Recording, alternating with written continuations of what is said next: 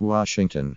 The stampede of diners who once rushed through the State Department's vast cafeteria has ebbed, with diplomats who previously grabbed quick bites between meetings now lingering over Korean barbecue and checking their phones for some kind of news. Many have little to do until the Trump administration starts filling the nearly 200 jobs at the department, require Senate confirmation, and their agendas look increasingly as though they will remain empty. Secretary of State Rex W. Tillerson has done almost nothing to select leaders for the White House's consideration, and nominations for assistant secretaries and others who largely run the State Department are unlikely to be made for months. In an unusual interview, R.C. Hammond, Mr. Tillerson's spokesman, said the secretary intended to embark within days on a listening tour of the building, and then a restructuring of the department's operations. Only after those are underway will he begin to name his wider leadership team. With a Senate confirmation process that takes months, that means the department will remain largely leaderless until well into 2018. And no other department in the federal government is as dependent on political appointees, or as paralyzed when the appointment process freezes.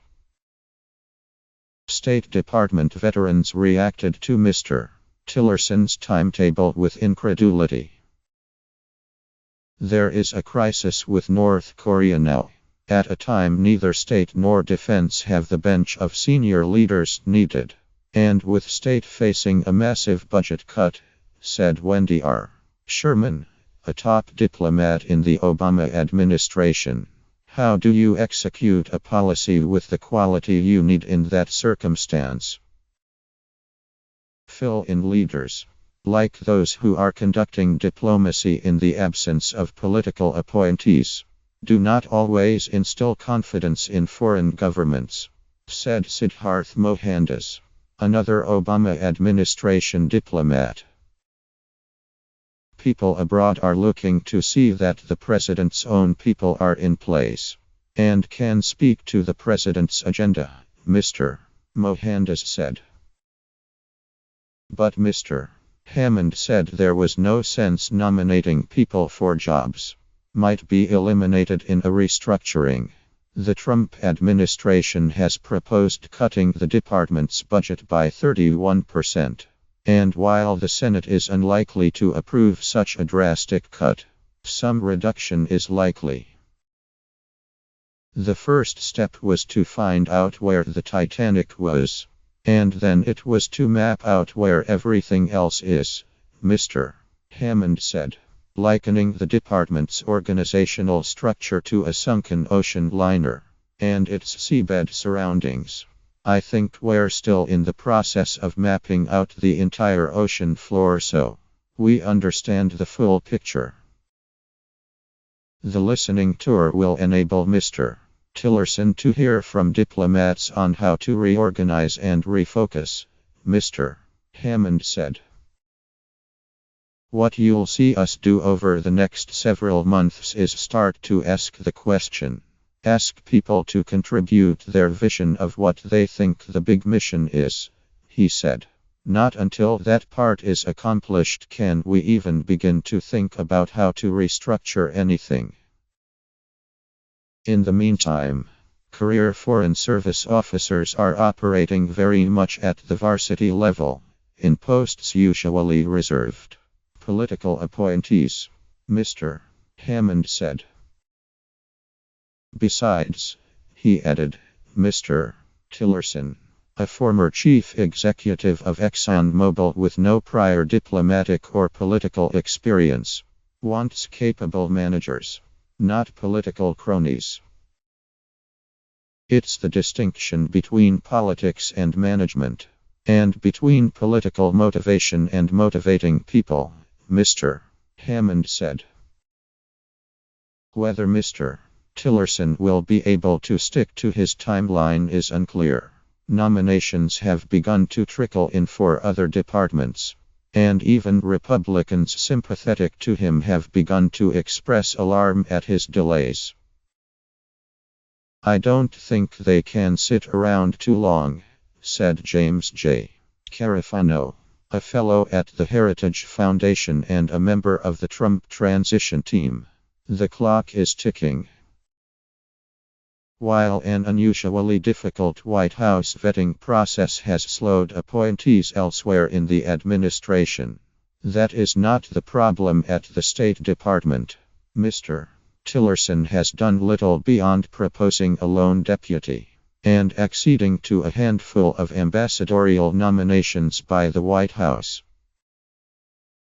Whatever the future, even if it involves drastic reductions, there is a near universal wish among State Department employees for Mr. Tillerson to lead them to it, and soon. The wait is taking a toll. With very little guidance coming from the Secretary's office, rumors of draconian cuts abound, and many dedicated and extremely knowledgeable civil servants are electing to leave, said Robert G. Bursinski, a top Obama administration diplomat. Elliot Abrams, a neoconservative whom President Trump rejected as Mr. Tillerson's pick for a deputy, said delays in appointing new leaders meant that career diplomats, most of whom lean ideologically toward the Democratic Party, he said, might remain in charge for nearly a quarter of the president's term. The Republican Party won the election, and Republicans should be in charge, he said. Mr. Tillerson's principal challenge, of course, is serving a mercurial president whose ideas on foreign policy are short on substance. The first months of the Trump administration have featured such breathtaking strategic reversals. Paralysis at the State Department was arguably better than having diplomats charge off in one direction only to reverse course weeks later. But Mr. Tillerson has also been plagued by a series of embarrassing missteps, and hour-by-hour tactical turnarounds that a trusted team might have prevented.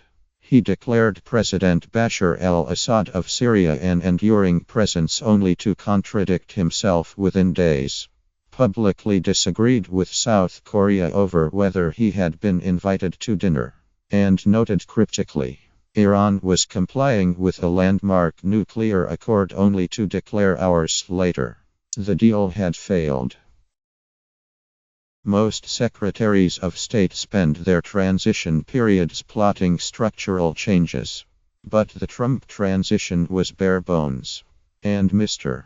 Tillerson was unusually cloistered, never meeting with his predecessor, John Kerry, for instance.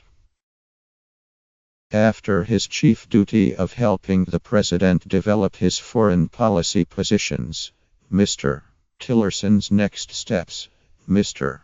Hammond said, were touching gloves with our allies and partners around the world, including in Europe, Japan, South Korea and Mexico, and hosting a meeting of foreign ministers from countries fighting the Islamic State. Third, Mr. Tillerson has been helping to carry out new administration positions on the crucial issues of the day, including North Korea, the NATO alliance, the Iran nuclear deal and China, Mr. Hammond said. And finally, he has begun to focus on the department's budget, which Congress is expected to approve by September, Mr. Hammond noted. But Mr.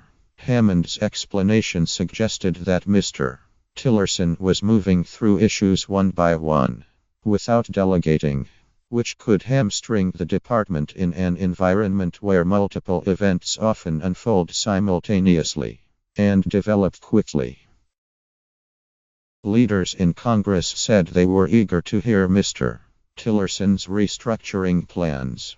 We look forward to what it is he brings forth relative to streamlining, said Senator Bob Corker, Republican of Tennessee and chairman of the Senate Foreign Relations Committee.